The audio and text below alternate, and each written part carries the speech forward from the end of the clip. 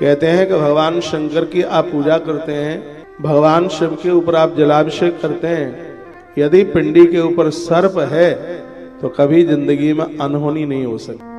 तो जब सर्प पिंडी के ऊपर है और जब उसकी हम पूजा करते हैं, उनके लिए तो बहुत ज्यादा जरूरी है जिनकी कुंडली में काल सर्प दोष होता है। तो ऐसे में महादेव की बात कर रहा हूं जिसके दरबार में फण मारने वाला सांप भी पूजता है। नंदी की पूजा हो रही है, मैया जी का शेर भी बड़ा आदर प्राप्त कर रहा है।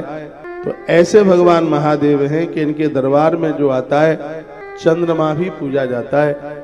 मैंने बहुत बार कहा है जिन देवताओं की आप पूजा करते हैं बढ़िया अच्छा है, लेकिन अपनी पूजा में भगवान शिव को, भगवान महादेव को जरूर जोड़ करके रखिए। शिव की पूजा करने वाली की मृत्यु नहीं बिगड़ सकती है बिल्कुल। रावण में दुनिया भर के दोष हैं, गुणवत्ता तो एक आध होगी लेकिन उसके अंदर दोष इतने ज्यादा हैं, लेकिन उसका भी उद्धार हो गया। इसलिए उद्धार हो गया क्योंकि वो महादेव का पुजारी था और जिस समय वो प्राण छोड़ रहा था उसकी आंखों के सामने भगवान श्री राम जी खड़े हुए थे। तो उसने कहा कि पता नहीं मेरा ऐसा कौन सा आज पुण्य उदित हो गया है, सरकार आप मेरी आंखों के सामने हैं। तो राम जी ने कहा जो शंकर का पुजारी है मृत्यु के समय में मैं उसके नेत्र के आगे आके खड़ा हो ही जाता हूँ। यह भगवान शंकर की पूजा का इतना बड़ा प्रभाव है। जलधारा शिव प्रिय, भगवान महादेव तो एक लोटा पानी के ऊपर प्रसन्न हो, एक चुल्लू भर पानी पर प्रसन्न होने वाले ऐसे भगवान शिव, ऐसे भगवान शंकर। लिंग पुराण में एक बड़ी अद्भुत कथा आती है और इस कथा को मैं यहीं से जोड़ करके कल जहां प्रसंग छोड़ा है और वहीं मैं आपको जोड़ने की कोशिश कर रहा हूँ। जितनी देर तक आप बैठे आप बड़े ध्यान पूर्वक, क्योंकि समय बड़ा कीमती है।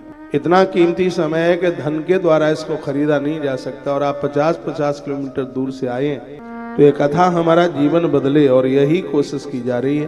तो लिंग पुराण में एक बड़ी कथा आती है। प्रातः का समय था, कोई एक बहुत बड़ा डाकू महादेव के मंदिर के सामने से निकला। उसने पिंडी के ऊपर पीतल का एक घंटा उसने देखा। देवालयों में घंटा चढ़ाने की बड़ी महिमा है। ब्रह्म पुराण में वर्णन है कि घंटा चढ़ाने से वाक सिद्धि हो जाती है। भगवान को घंटा चढ़ाने से गूंगे बहरे, दो चीजें ऐसी है कि कपूर आरती में और एक मंत्र में घंटा, दोनों की बढ़िया इतनी बड़ी महिमा है। गूंगे बहरे बच्चे परिवार में, खानदान में पैदा नहीं होते। जिस समय हम घंटा बजाते हैं तो उसकी आवाज पितृलोक तक पहुंचती है। हमने पूरी गौशाला में हर गौ माता के ऊपर घंटा लगा रखा। घंटे की इतनी बड़ी यह महिमा है। मंदिर में जब प्रवेश करते हैं तब घंटा बजाया जाता है और जब वापस होते हैं तब घंटनाद नहीं किया जाता। ये बात हमने पूर्व में भी बोली है। घंटा की बहुत बड़ी महिमा है। तो उसने यह मन में विचार किया